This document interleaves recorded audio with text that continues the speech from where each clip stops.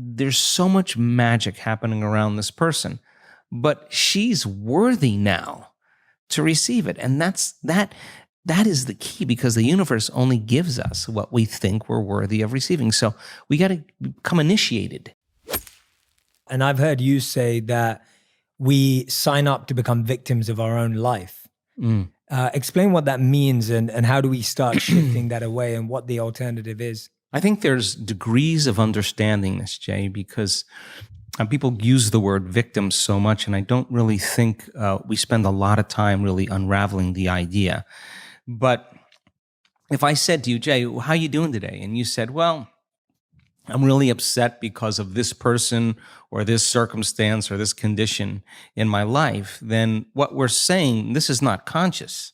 This is an unconscious program. What we're saying is somebody out there is actually controlling the way I'm feeling and the way that I'm thinking. So if something out there is controlling your feelings and your thoughts, you're victim to whoever, whatever that is. Now, here's the challenge. The challenge is when things go really well, then you are feeling really good.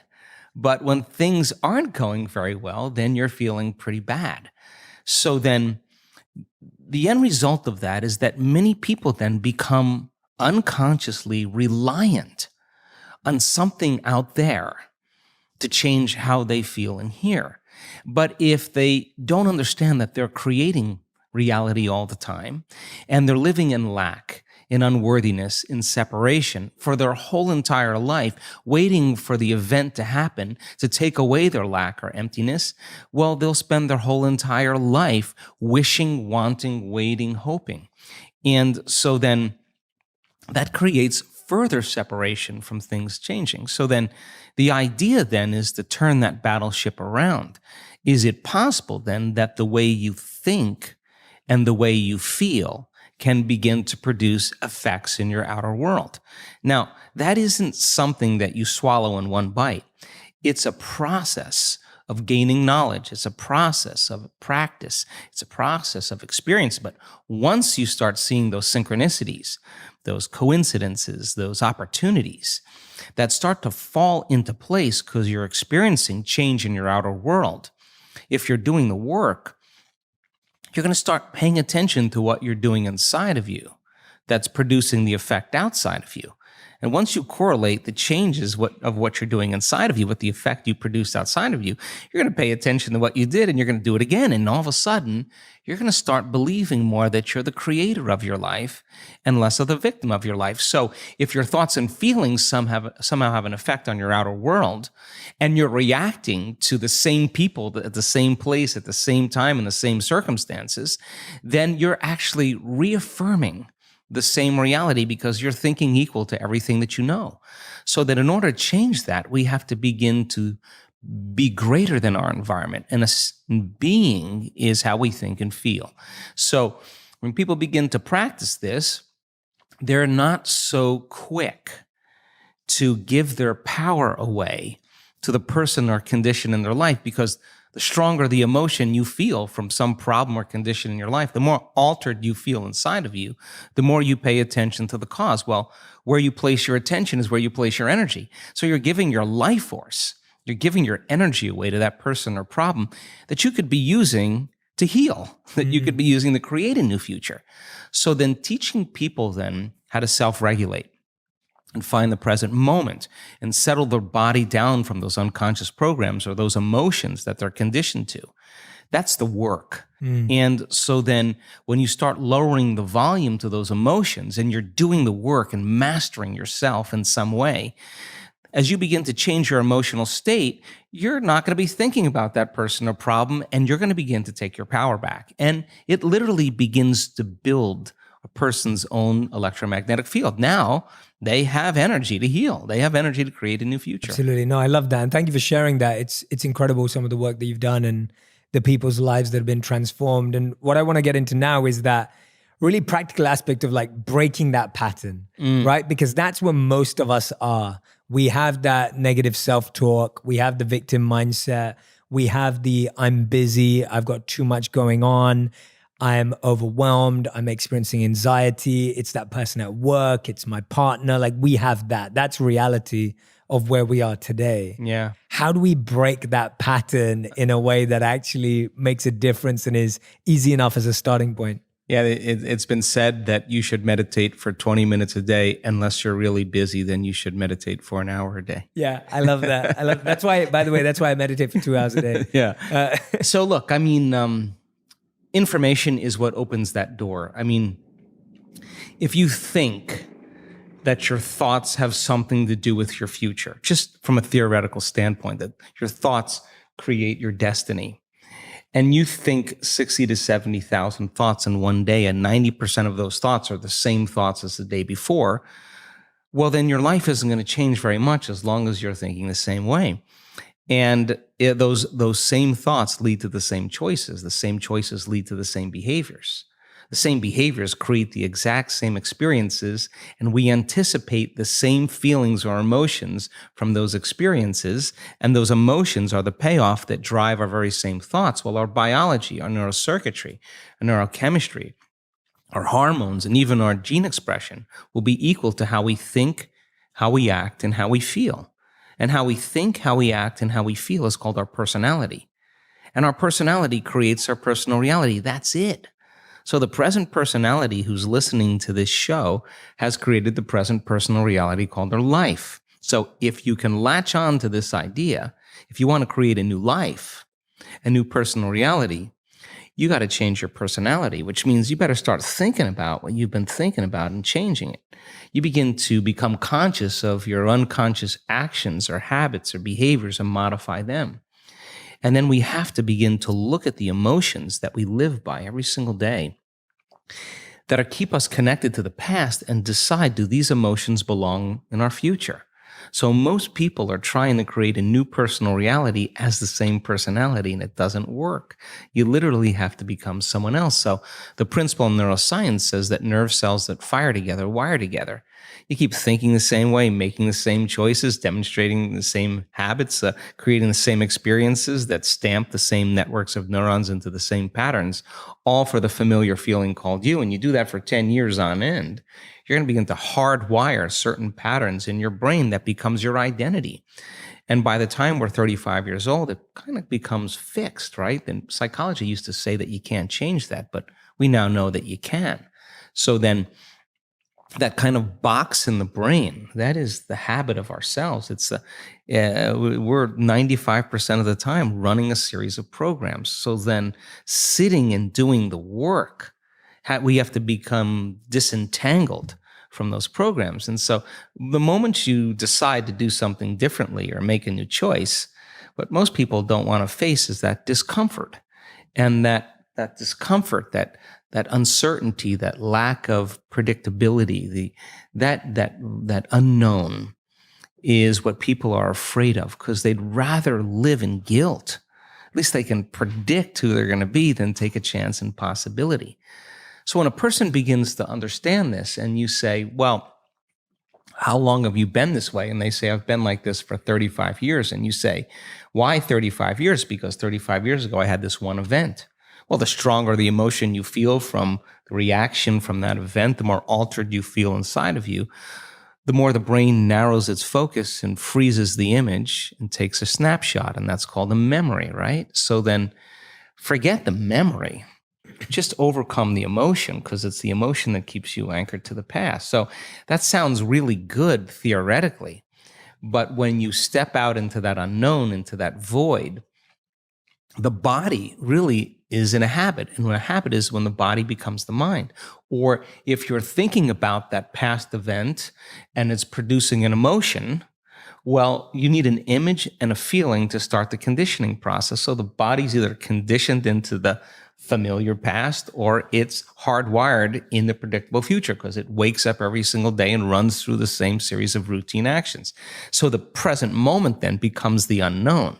When people start feeling that discomfort, Jay, they'd rather get on their cell phone and call someone, or get up and say, I can't meditate, or, I have too much to do. They excuse themselves. They return back into that familiar feeling, because the body's actually telling the brain, A habit is when the body becomes the mind. So the body stepping out into the unknown and says, ooh, I'd rather feel guilty. I'd rather feel unhappy than be in this discomfort. So then, at least then when they return back to that familiar feeling, then they feel safe. So they step out in the unknown and the body starts influencing the mind, saying, you can start tomorrow.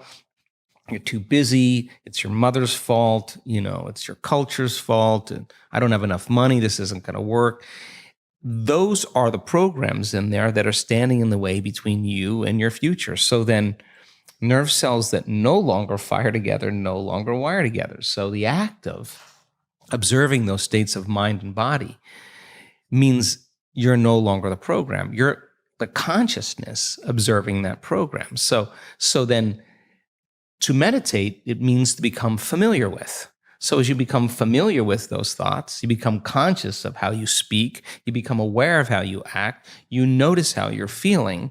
The more conscious you become of those unconscious programs, the less unconscious you'll go in your waking day. Why? Because it's not enough to just have a great meditation and get up and get on the freeway and get in traffic and getting stressed. You just return back to the old self again. Our job then is to sustain that modified state of mind and body the entire day. And if you can, get ready because something different or unusual is going to begin to happen in your life. And it will come as a coincidence or a synchronicity. And that's breadcrumbs from the divine saying, you're on the path. Just keep doing it. There'll be another one. Just keep staying in that energy. And so teaching people then to understand that there's a formula that we now know, that if you apply that formula, you'll begin to see those changes. And now, as people are doing it more and more effectively, the results are going up as well. We just had Bond University. They just took a whole bunch of my brain scans from 10 years ago. Huge clinical study, a lot of analysis, and they're blown away by the speed in which the community can change brain heart coherence. They know how to do it. It's not something that's separate from them. They've practiced it enough times that they now know how to do it. So what's the significance of that? Well, really simple. In your life, if you start returning back to the same reactions, to the same people and circumstances, you're returning back to the old self. So you got to stay conscious in your life. And if you're not being defined by a vision of the future, then you're left with the memories of the past and you will be predictable in your life. So crossing that river of change from the old self to the new self, there's a neurological, a biological, a chemical, a hormonal, a genetic death of the old self. But if you teach people there's something on the other side, they won't give up on themselves. They'll keep going. So there's enough evidence to encourage people. And you can't tell me you're too old to do this work. You can't tell me you're too sick to do this work. You can't tell me you had a turbulent past or that you're too overweight or too underweight or too out of shape, or you can't even tell me that you've never meditated before. In fact, some of our greatest scans are people who just have never meditated before, that are not trying to do anything. They just follow instructions. So our community now is beginning to understand that it is possible, and they go all in, not 50% in, not 60% in. If we do a week-long event, we got 1,000 people or 1,500 people, and they are all in. And that when they start getting beyond themselves, that first day or second day, once they start getting beyond themselves and that magic starts to happen, then I have no idea. I can't predict what's going to happen next. And it's usually pretty exciting. It's been said that when the pain of staying the same outweighs the pain of change, then we will change. Yes, exactly. Right? How bad does it have to get? Right? Yeah, exactly. And it's like, why is it that we get so attached to that old self? Like, what is it about it? Is it security? Is it safety? Is it familiarity, as you said? What is that keeps us so attached and so focused on something that we don't even like that much? I think we've been hypnotized and conditioned into becoming materialists. I think that we define reality with our senses. And I think that is one of the biggest illusions. So the fundamental question is, can you believe in a future that you can't see or experience with your senses yet, but you've thought about enough times in your mind that your brain has literally changed to look like the event has already occurred. Now, the latest research in plasticity says that's absolutely possible. And can you select a new possibility in the quantum field and begin to emotionally embrace that future every single day to such a degree that your body, as the unconscious mind, the objective mind, does not know the difference between the experience in your life that's creating the emotion and the emotion that you're fabricating by thought alone, to the degree that you begin to signal new genes and new ways to change your body to look like the experience has already happened. Now, Yes. the latest research in epigenetics says it's absolutely possible. Now, think about this. Every day, installing the circuitry, every day conditioning the body into the emotion of the future, that your body begins to change to look like it's already happened. Now, this is where it gets fun, because now you no longer have to go anywhere to get it. Now it begins to come to you. You become the vortex or the magnet to your destiny. So then people who come out of their meditation and they say, well, I just focused on my wealth. Why isn't it there? Well, you're not that good. If you're asking why isn't it there, you're back to the old person again. Stay in that state for an extended period of time as an experiment, as the scientist in your life, to keep your energy connected to the dream of your future.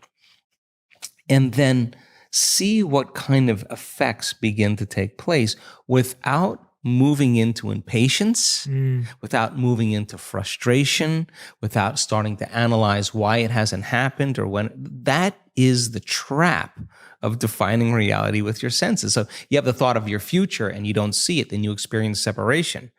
But people who are practicing this work, they have the thought of their future and they feel the emotion of their future. They're still connected to it, right? So that takes practice.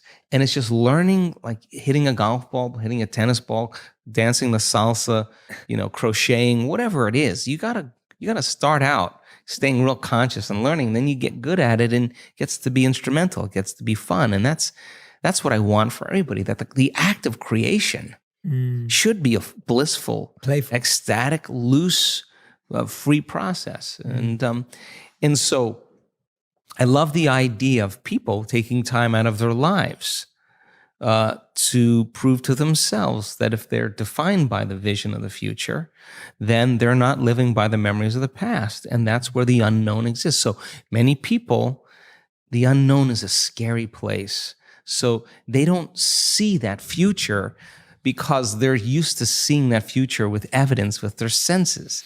And you have to be able to get beyond that and stay in the unknown, stay in that discomfort, and then in that moment to begin to self-regulate. Like, oh, I'm starting to feel a little anxiety. Ooh, I'm starting to feel a little frustration. That's the defining moment where your body's going back to the past, because emotions are a record of the past. Or you go into routine again. So you catch yourself. It's a victory. And if you keep catching yourself, those victories add up. And it's not so much about your wealth or your health or your freedom or your new relationship. It's actually about who you become. And so overcoming the old self allows us to become somebody else. And there is that period of transition. Yeah. I call it the void, where there's just not a lot happening.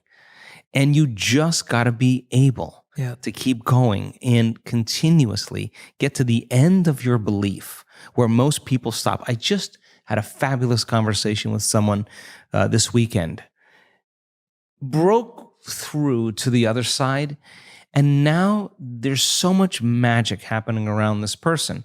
But she's worthy now to receive it. And that is the key, because the universe only gives us what we think we're worthy of receiving. So we got to become initiated into this and understand that thousands of years of programming that says that we have to change things matter to matter, in three-dimensional reality. And it will take time, but to begin to connect to that resource called the quantum field and create from the field instead of from matter, there's a lot of unlearning that has to go on. Yeah. But it's that preparation of that toolkit. And now let's break some of the myths around this visioning of the future that you're speaking about, because we hear it so often, and I'm intrigued to see which way you answer it. But I feel like we live in a world where often when people think about visioning the future, they vision stuff. So you have a vision of the car you want, or you have a vision of an amount of money you want, or you have a vision of a home you want. And you see this with people with their vision boards. What's your take on that? And is that the right type of visioning? And what is the right type of visioning? Well, we do so many different variations because I think people integrate information differently. And all of those cars and homes and whatever that is, are symbols of what it looks like when a person actually arrives at this concept called abundance, right? So if those things help them to associate with something that creates a feeling of abundance, and they're building their vision board to help them to get clear on their intent, then that's fine because they're associating objects or things or material things that they'll say, that's when I know that I'm abundant. That's fine. Other people will say, look, abundance just means that I have more than I need, and I'm happy with that. And for them, there's a feeling that is associated with that. And when they begin to dream about their future, they may see themselves in a scene or see themselves a certain way. I don't care what it takes for the person to get there, because once they have their abundance, and this happens quite a bit in our work, when you finally have everything you want, there's only one thing you're going to ask yourself: how am I going to contribute to the world? How am I going to make a difference? So we use different tools to help people to get to that point. But if the person's doing the vision board and they're saying, when I get my new car, I get my new house, I get my new relationship, then I'm going to feel so great. Well, then they're back to the program, waiting for it to happen for them to feel the emotion. They're believing their outer world has to change in order for them to feel better. There's no effect of drawing the experience to you with that way. So the person has to use those tools to get them into the emotional state for them to feel like it's already happened. Now think about this. If you get up from a creative process and you feel grateful, you feel a love for life, you feel a joy for existence, you feel a passion for the moment, you will not be looking for your future because you'll feel like it's already happened. It's the moment that we start feeling those self-limiting emotions that we feel separation, and then we start looking for it again. Well, then if you're waiting, you're not creating, you're in separation again. So then whatever it takes for you to move into a state of being. And what is a state of being? Thoughts are the vocabulary of the brain. Feelings are the vocabulary of your body. How you think and how you feel creates your state of being. So then if you wake up in the morning and you come back to your senses with a clean slate and you say, I don't feel anything, and you say, well, let me start thinking about all the problems in my life. Well, all those problems are connected to different people or different objects or things at different times and places. The moment you remember your problems, a memory is a record of the past. You're thinking in the past. Every one of those problems has an emotion associated with them. So all of a sudden you start feeling unhappy, you start feeling bitter, you start feeling frustrated. So now your body's in the past.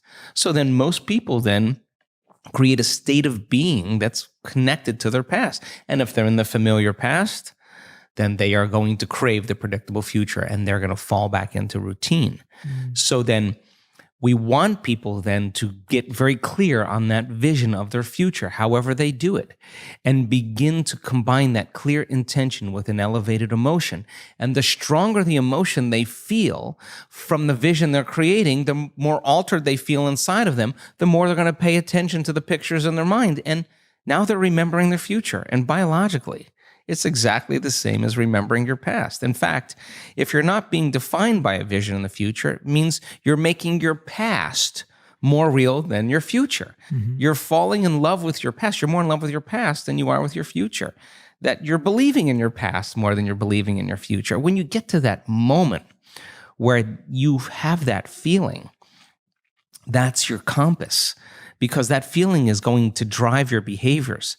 It's going to drive more of those thoughts. And when you feel that feeling and it's visceral, No person, no thing, no experience will stand in the way between you and that vision. And you will be initiated by the universe into wealth. You will be initiated into health.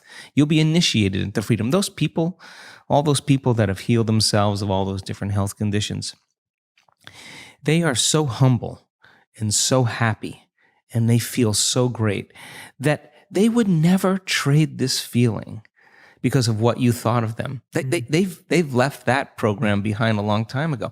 They actually don't care how you think of them. They actually are so happy with themselves that they're no longer dependent on anything outside of them. Now, I think that's a really important moment, because that's the moment we give people permission in our lives to do the same, right? And I think that more and more people are beginning to figure that out as they do this work. So here's your final 5, Joe. The first question is, what are the 3 things we should say when we wake up in the morning or think? Well, first, I would say, what is the greatest ideal of myself that I can be today? And I would not get up until I felt like that person. The second thing I would say is, can I begin to keep my energy up the entire day? And if I do it properly, then I will be open to opportunities and possibilities that weren't there before. The last thing I would say is, could I sustain brain and heart coherence to the point where that intelligence within me that's giving me life begins to find a door to open out so I can begin to see evidence in my world? I love that. Beautiful. Question 2, what would you say every evening before you go to sleep? Oh yeah, how did I do today? How did I do? How did I do today? I mean, one day, one lifetime. Yes. How did I do today? Yeah. Did I change or help another human being? Did I really change someone's future timeline? Lastly, what is the greatest thing I learned? I love that. Question number 3 of the final 5, 3 things to remove from our vocabulary. I can't is probably one of the biggest ones. I'll do it later, or I'll do it tomorrow, is also another big one. And it's too hard. Oh yeah, nice. I like those 3. Mine are, I switched saying I'm busy to being productive. That changed my life. Just recognizing the difference between what busy made me feel and what productive made me feel. And the other ones were in arguments, stopping saying you never and you always, because no one never does anything and no one always does something. And we say those all the time. Okay. Question number 4. What's your meditation practice like? Wow. I do a very advanced version of what my books are about, just because I'm always trying new things out for our community. But, my big thing really lately is the mystical. And I've just had one of the most transcendental experiences this particular weekend. So I go as deep as I possibly can into that fertile blackness. And I don't stop until I connect to something. And I know that feeling, what it is when I connect. And then I have a thought of whatever experience I want, and then I completely surrender to the outcome and stay open. And it's been working pretty well. That's amazing. And question number 5, if you could give everyone in the world an experiment to do for 30 days, one activity that they'd have to do every day for 30 days, what would it be? I would ask them to take out a piece of paper and write down every thought that they've been thinking that's standing in the way between their future and where they are. To write down every habit or behavior, even how they speak, that stops them from becoming the person that is healthy, wealthy, or free. And then to begin to recognize the emotions that keep them in the same state of being every single day, and become so conscious of those thoughts, behaviors, and emotions that they wouldn't let any of them slip by unnoticed by them. Then I would have them write down the thoughts they do want to fire and wire in their brain.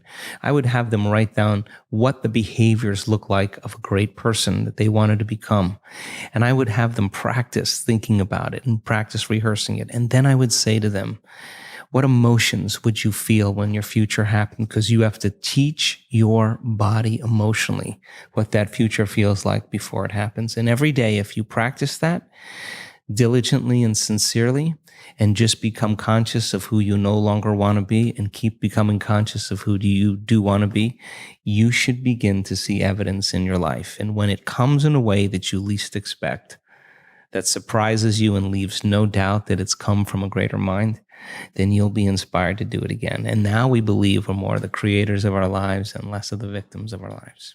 I love that, Joe. That's amazing. Thank you so much. You're welcome. Incredible final five. Great answers, great responses. Is there anywhere that you'd like to help my audience learn to find more about you? Any particular book right now? Any of the events that are coming up? I know you said they're all booked up in advance anyway, but that's anywhere that they can go to find out more about your work? And I think you can go to the website, drjoedispenza.com. It's just drjoe dispenza.com. And then, if you're interested in doing like a week-long event, I mean, that's where the magic happens. I mean, miracles of biblical proportion lately, in fact. There's a progressive workshop that's a preparation. It's an online progressive, and it's like a 9-week course. You can do it in a weekend if you want. But that is kind of the basics for people to get introduced to the work, and then they'll be ready for a week long. And again, the week longs, we try to do one a month in different parts of the world.